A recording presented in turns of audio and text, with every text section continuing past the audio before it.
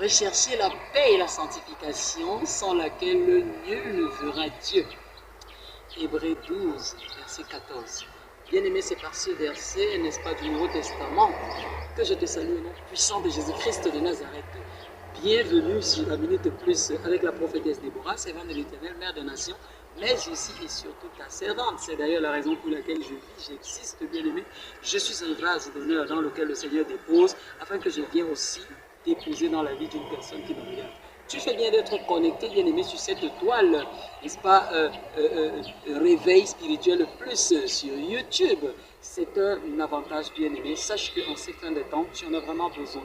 Nous faisons la minute de plus qui dure quelques minutes, donc ne dépasse pas forcément, en fait ça ne dépasse pas 30 minutes, hein, bien aimé. Parce qu'il y a aussi ce qu'on appelle la parole plus qui va au-delà de 30 minutes, ce sont des enseignements bien ficelés. Mais dans la minute plus, bien aimé, en quelques minutes, sur la base d'un certain nombre de passages bibliques ou d'un passage biblique, je peux t'exhorter sur un thème actuel, un thème brûlant, un thème qui tient tout simplement au cœur de Dieu. Merci encore bien-aimé de t'abonner. Abonne-toi si tu ne l'as pas encore fait. Like bien-aimé pour partager parce que ça permet au moteur YouTube de proposer la vidéo constamment à beaucoup de personnes. Il faut liker quand tu suis bien-aimé. Quand un enseignement te marque, like aussi et partage pour la gloire de Dieu. Parce que bien-aimé, si toi tu ne peux pas évangéliser, si toi tu ne peux pas faire ce que nous faisons en tant que point de l'éternel, pointe de l'éternel, eh bien toi tu peux le faire. C'est ta façon à toi de participer à l'avancement du royaume en partageant, en proposant, en likant, en t'abonnant. Ça permet que vraiment cette plateforme réveil spirituel et plus puisse exister longtemps et puisse aider beaucoup de personnes au travers du monde. Et bien aimé, j'ai parlé tout à l'heure de la sanctification, n'est-ce pas, sans laquelle nul ne verra Dieu. Certainement, tu t'es posé la question de savoir pourquoi je cite ce passage de Hébreux 12 au verset 14. Oui, bien aimé, en réalité, la première partie, la paix avec tous, c'est bien, mais la sanctification, c'est surtout cet aspect, n'est-ce pas, du verset qui attire notre attention ce jour, bien aimé. Voilà, il y a des jeunes, il y a beaucoup de personnes qui me posent la question de savoir qu'est-ce que c'est que la sanctification. C'est la raison pour laquelle je voudrais m'entretenir avec une personne quelque part, n'est-ce pas, aux quatre coins de l'univers. Je ne sais pas si tu es au nord, au sud, à l'est, à l'ouest, je ne sais pas si tu es en Europe, en Orient, en Occident, tu es aux États-Unis, je ne sais pas, mais ce que je sais, c'est que certainement tu t'es aussi posé cette question, hein, grand comme petit d'ailleurs. Voilà, quand on parle de sanctification, dans le mot sanctification, bien aimé, il y a le mot saint, il y a le mot saint qui ressort, saint. Vous comprenez bien aimé. Et quand on dit que tu es saint, ça veut dire que tu es exempt des péchés, des souillures. Eh bien, nous, en tant qu'humains, bien aimés, ne pouvons pas être saints. Depuis le sein maternel déjà, nous sommes pécheurs. Pourquoi? À cause du péché originel. Et c'est que lorsque nous acceptons le Seigneur Jésus-Christ de Nazareth, que nous abandonnons notre vie passée, nous nous engagions à marcher, n'est-ce pas, une nouveauté de vie avec Christ, que nous pouvons dire nous avons commencé notre ascension vers la sanctification. Donc la sanctification, c'est donc l'acte, n'est-ce pas, le fait de se garder saint, de garder une certaine pureté. Et bien aimé, cette pureté, elle se situe à plusieurs niveaux. Les gens pensent que la sanctification, c'est seulement parce qu'on ne commet pas de fornication, on ne couche pas avec les gens. Oui, c'est à plusieurs niveaux, bien aimé, parce que au niveau de la chair, déjà même, il faut être sanctifié. Eh bien, moi, je vais te parler de sanctification au niveau de la chair, dans ce sens que tu mènes une vie d'abstinence sexuelle, tu ne couches avec personne, tu ne commets ni d'adultère, ni de fornication, bien aimé. Donc, tu attends être marié avant, n'est-ce pas, de passer à l'acte, parce que ce n'est pas fait pour les gens qui sont célibataires. Beaucoup de jeunes, hein, moi j'ai ma copine, j'ai mon petit, ma petite. Est-ce que vous vous abstenez de faire ces choses bien? Et cette sanctification de la chair ne se limite pas seulement, n'est-ce pas, à l'acte sexuel même. Lorsque les jeunes se rencontrent déjà, vous vous caressez, vous vous touchez, le jeune garçon il va toucher les fesses de la jeune fille, il va toucher ses cuisses, il va la caresser, il va toucher ses seins, sa poitrine et tout, en fait tout ce qui va l'exciter. Parfois même il y en a qui poussent le bouchon loin, vont mettre le doigt même jusque dans la partie intime de la personne, oui, et puis cette personne se retrouve en train de jouir. Eh bien, vous avez posé l'acte sexuel, c'est déjà l'acte sexuel. vous avez déjà été impur, vous avez déjà commis la fornication. Vous allez dire non, il n'y a pas eu pénétration, c'est déjà de la fornication, c'est de l'impureté, c'est de la saleté. Vous-même, vous savez que lorsque une personne a déjà joui et autres et tout, il y a quelque chose qui sort de cette personne. Donc il y a une certaine impureté, bien aimé. La personne est déjà entrée, n'est-ce pas, dans ce qu'on appelle le lieu très saint hein, pour les femmes, le lieu très saint, hein, pour toucher à quelque chose à laquelle il ne devrait pas toucher. En réalité, tes parties intimes, quelqu'un ne devrait pas promener ses doigts là-bas. Donc déjà là, tu n'es pas en train de mener la sanctification, ma fille. Si quelqu'un t'a déjà fait des attouchements, sache que quelque part, tu es dans l'impureté et tu devrais t'en repentir. Heureusement que le Seigneur Jésus-Christ de Nazareth, n'est-ce pas, nous rassure, n'est-ce pas, que si nous péchons, nous revenons à lui, si nous avons le remords véritablement et nous décidons sincèrement de ne plus recommencer, alors il nous pardonne. C'est pour ça qu'il est venu, il a dit qu'il est venu pour les pécheurs, pour ceux qui sont malades. Donc bien aimé, toi jeune homme, toi jeune fille, vous avez eu à vous embrasser copieusement, vous appelez ça rouler la pelle, vous avez eu à mop, c'était le 10, hein, entre guillemets comme ça, et ainsi de suite. Bien aimé, c'est déjà de l'impureté. Parce qu'au travers de la salive, vois-tu, il y a transfert des esprits. Ça, c'est ce que tu ne savais pas. Comprends-le donc. La salive seulement. Il y a des esprits qui passent par la salive. Tu as fini d'embrasser quelqu'un, tu commences à être menteuse, menteur, alors que tu ne l'étais pas avant. Ça veut dire que le démon du mensonge est passé par sa salive. Et il y a plusieurs autres démons. Je ne vais pas entrer dans les détails parce que nous ne parlons pas des démons cet après-midi. Nous parlons de la sanctification. Donc ta chair doit être propre, bien aimé. Tu dois t'abstenir de coucher avec telle, de coucher avec telle autre personne, de te laisser caresser, tripoter n'importe comment. Voilà. Ça, c'est d'un bien aimé. Dans la sanctification, dans la chair aussi, c'est de la manière de t'habiller, bien aimé. Comment est-ce que tu t'habilles? Tu t'habilles de manière impudique? Est-ce que tu mets des moulants, des choses serrées, des choses qui montrent les parties de ton corps? Bien aimé, est-ce que tu le fais? Parce que ça aussi, c'est de l'impureté. Si tu fais ça, c'est impudique. Et la Bible nous dit dans 1 Corinthiens 6, bien aimé, que nos corps sont le temple du Saint-Esprit. Nous ne devons pas livrer nos membres à la prostituée. Nous devons faire attention.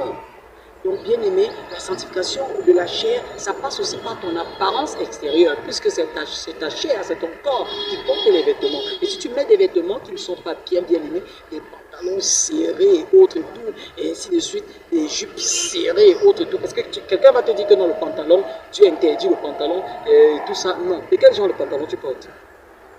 Parce que moi, je vais te dire, par exemple, le Seigneur, concernant cet aspect, hein, je vais revenir là-dessus, le Seigneur m'a dit que le pantalon n'est pas un problème en tant que tel. C'est pas ça le problème. Quand vous regardez les gens qui ont eu la culture des hindous, par exemple, les femmes mettent un pantalon, mais un pantalon sous un boubou ample, qui ne dessine pas les formes. Est-ce que tu es capable de mettre donc un pantalon, mais avec un haut assez long qui couvre? Parce que le pantalon, parfois, dans certaines circonstances, nous sommes obligés de mettre des pantalons. Pourquoi? Quand, par exemple, tu vas au champ, tu mets un pantalon, parce qu'il y a des moustiques, il y a des moutons, il y a des petites choses qui peuvent te piquer, tu mets un pantalon. Quand, par exemple, tu es une femme ingénieure, tu dois aller travailler dans un chantier, tu vas venir travailler avec la jupe, bien aimée. Tu vas venir travailler au cabas? Non. Tu vas mettre un pantalon, tu vas mettre un jean. Donc ceux qui racontent peut-être que le pantalon c'est sûr, allez fabriquer donc des vêtements, des habillements qui vont protéger les gens dans les chantiers. Il ne faut pas abuser. En réalité, le problème c'est quoi? C'est d'être décent. Parce que être impudique, être décent, voilà, c'est à ce niveau-là que le problème se joue. Donc quand tu mets ton pantalon jean, tu as ta blouse qui est assez longue, elle ne dessine pas tes formes par-ci, par-là, que même les employés ne parviennent même plus à se concentrer parce qu'ils sont en train de regarder tes formes. Non.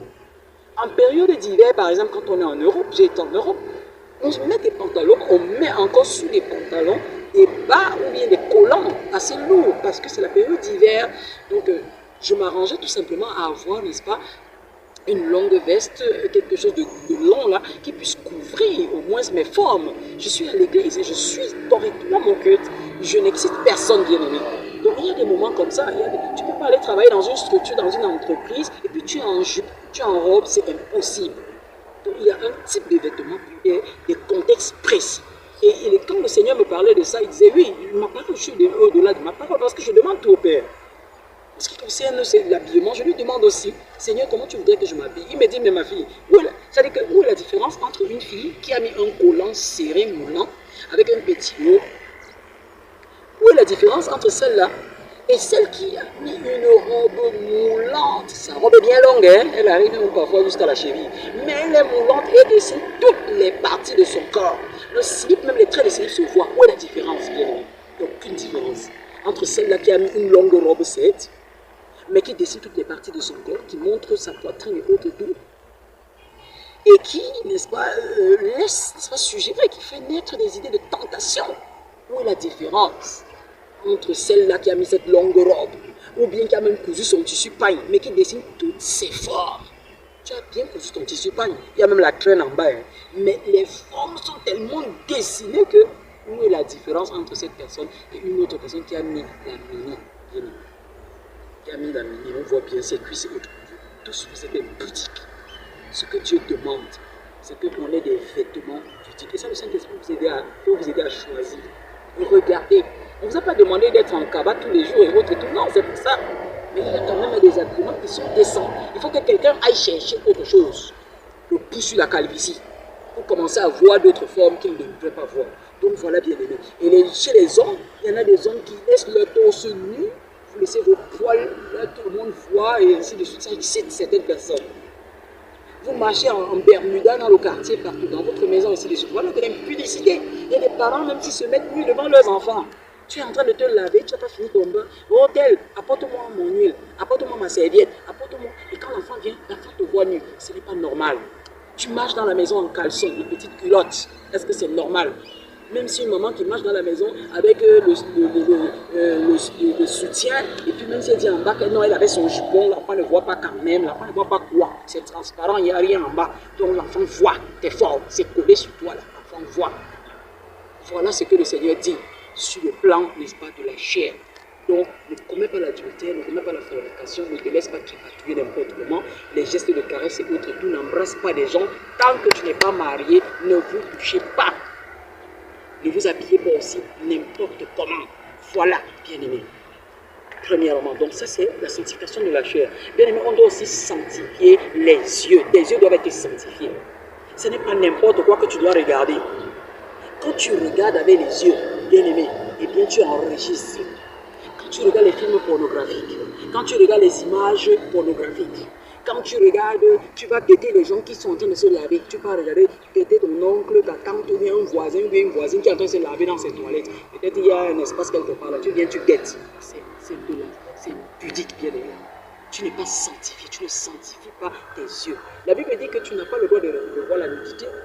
Tu ne découvriras pas la nudité d'un parent, ainsi de suite. Même d'un étranger, bien aimé.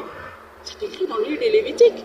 Nous ne devons pas découvrir la nudité des autres. Donc quand tu regardes un film pornographique, tu vas dire que non, c'est juste un film. Non. Ces gens-là, ils appartiennent à d'autres personnes. Même s'ils viennent tourner ces films. Et ce sont des gens perdus déjà. Parce que tourner des films pornographiques, c'est satanique, bien aimé. Donc, mais toi maintenant, tu vas découvrir leur nudité. Et en plus, encore les actes qui sont en train de poser. Pour que toi aussi tu ailles appliquer. Parce que quand tu vois, n'est-ce pas, vous avez dit souvent que l'œil qui voit doit être rincé. Quand tu as fini de voir la jeune fille qui se lave là dans un coin, tu commences par t'exciter, bien aimé. Tu ne cherches pas déjà comment avoir, si elle a des jolies formes et autres, tu ne cherches pas déjà à la voir dans ton lit. Et bien c'est pour ça, tu dois être sanctifié. Tes yeux ne doivent pas voir n'importe quoi. Donc la sanctification, c'est aussi au niveau du visuel. La sanctification, c'est au niveau du toucher, comme je l'ai dit tout à l'heure, les attouchements et autres. Tes mains ne doivent pas toucher n'importe quoi. Quand tu prends tes mains, tu vas mettre dans le sexe, dans les parties intimes d'un homme ou d'une femme. Bien aimé, tu n'es pas sanctifié, c'est sale. Ce sont ces mains-là que tu prends, tu commences à manger avec.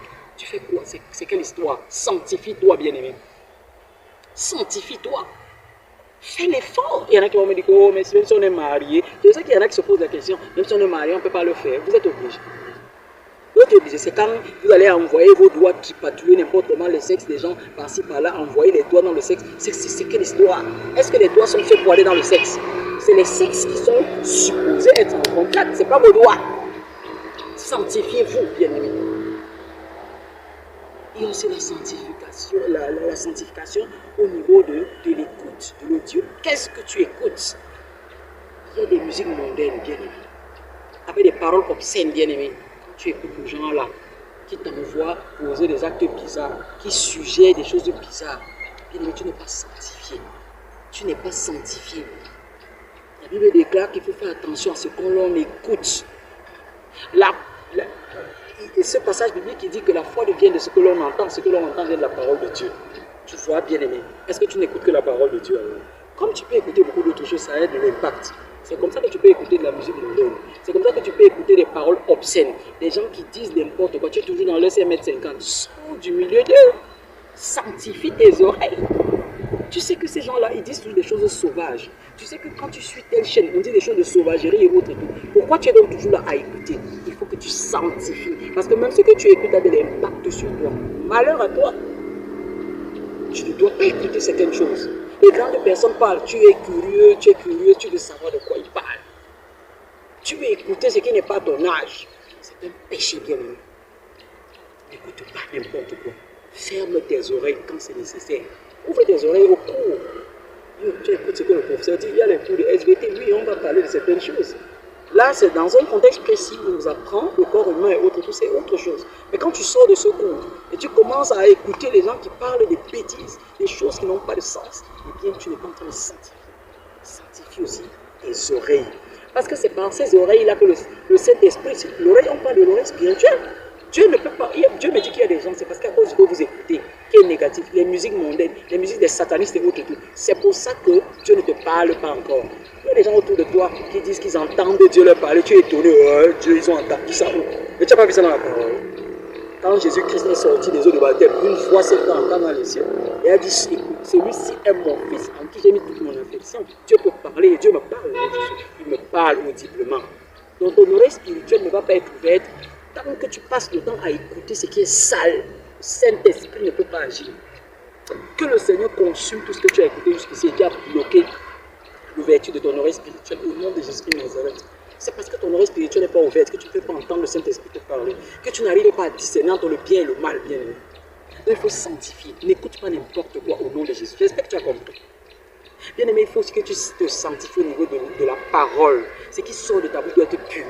Comment se fait-il que de ta bouche avec laquelle tu loues Dieu, tu adores Dieu, tu chantes des louanges, tu pries, tu parles à Dieu, c'est de cette même bouche-là que sortent les injures, les malédictions, les paroles de rancœur. Tu tues même, c'est-à-dire que tu tues les gens avec tes paroles.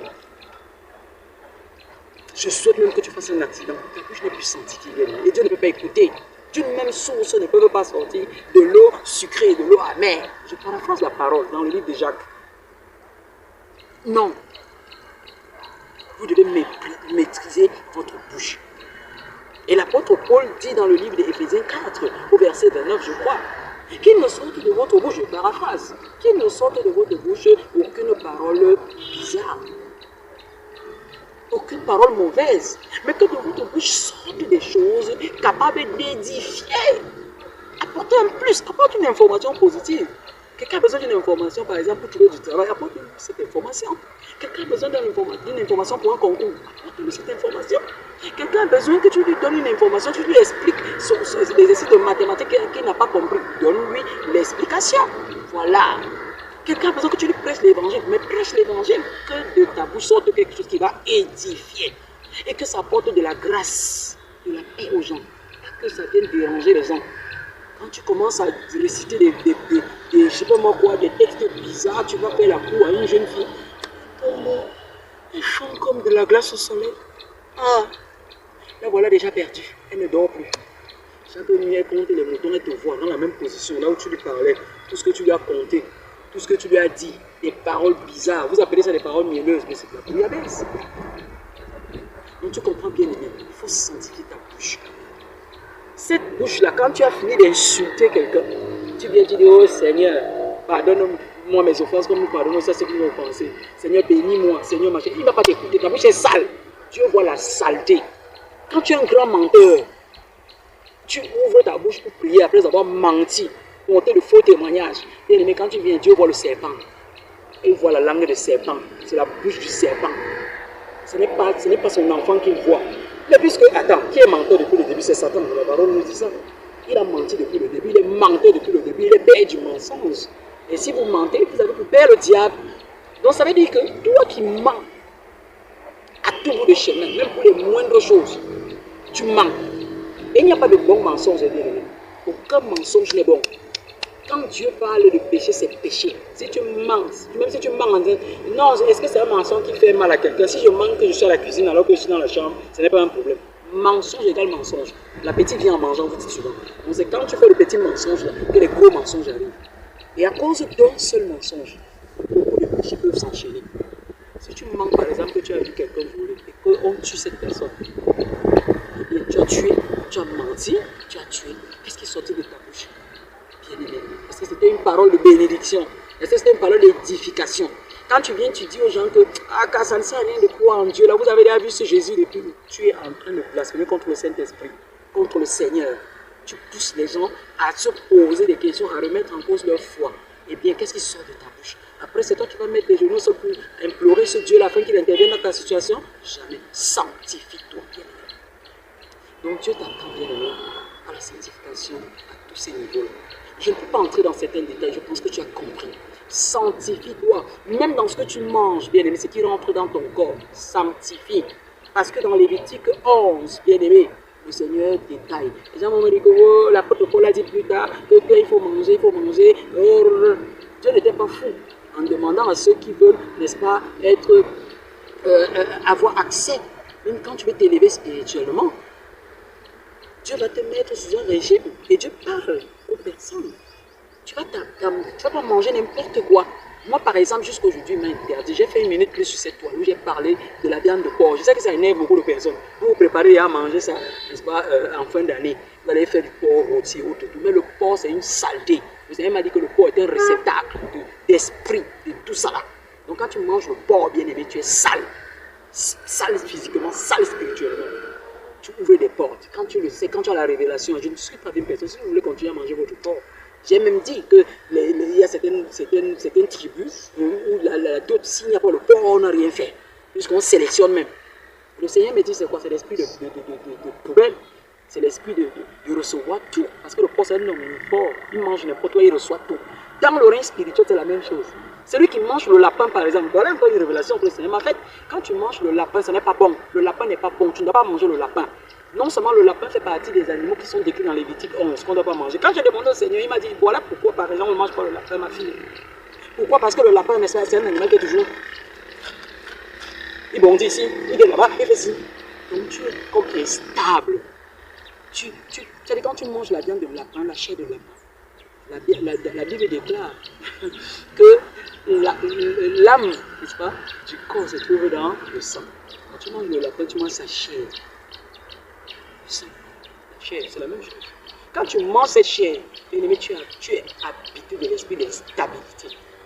Si tu veux continuer à manger, tout ce que Dieu a interdit, là, oh, l'apôtre Paul a dit que désormais on mange, machin, tout. Est-ce que tu sais que maintenant sur les marchés se vendent des choses qui ne sont pas comme tu vois avec tes yeux? Est-ce que tu sais qu'il y a des gens qui vendent l'huile rouge que tu vois là? C'est le sang noir transformé dans l'huile. Moi, le Seigneur m'a montré des gros corps comme ça qui sont dans des endroits où on les élève, dans le règne spirituel, hein, dans des endroits bizarres, on les élève et puis on vient le matin, on les met sur le marché. Tu achètes, ça te plaît, tu pars, tu manges. Tu ne déclares même pas, tu ne pries pas. Tu achètes ton argent, non, c'est vrai. Mais tu sais d'où ça sort? Est-ce que tu sais qu'il y a des gens qui travaillent dans le monde des ténèbres, dans la nuit, toute la nuit, dans les champs et autres, tout. Ils récoltent des choses, ils viennent poser. Tu penses qu'ils sont des choses normales? Est-ce que tu crois que le poisson qui est souvent sur les étals, là, la viande qui est souvent sur les étals, c'est normal? Il y a la chair humaine parmi. Il y a beaucoup de choses. C'est pourquoi quand tu achètes, prie. Sois sanctifié à tous les niveaux. Rechercher la paix et la sanctification sans laquelle nous ne verrons Dieu. Si tu n'es pas sanctifié, tu ne peux pas voir Dieu. Dieu va durcir son oreille en ce qui te concerne. Dieu ne va pas te regarder. Sanctifie-toi dès maintenant. Tu as suivi, tu as compris. N'endurcis pas ton cœur, bien-aimé. Tu ne diras, oh Seigneur, je n'avais pas su. Au moins, tu as entendu une fois. J'espère, bien-aimé, que tu prendras cela avec beaucoup de philosophie. Pas philosophie dans le sens de rejeter. Quand je dis philosophie, c'est-à-dire d'acceptation. Accepte ce que le Seigneur te dit aujourd'hui. Pourquoi tu rejettes certaines portions de la parole, certains conseils de Dieu, mais tu acceptes tout. Tu vas dire Amen, Amen. Dis aussi Amen à ce message au nom de Jésus. Et j'attends ton commentaire, bien-aimé. Mets-moi un Amen, que tu as bien compris ce message. Et Dieu te visitera puissamment au nom de Jésus. J'espère que vous avez vraiment écouté. Abonnez-vous, likez, partagez, je vous en prie. Je ne cesserai jamais de le dire. Le Dieu de gloire va vous visiter puissamment. Vous êtes bénis au nom de Jésus de Nazareth. À la prochaine année, que c'est peut-être. Bye bye.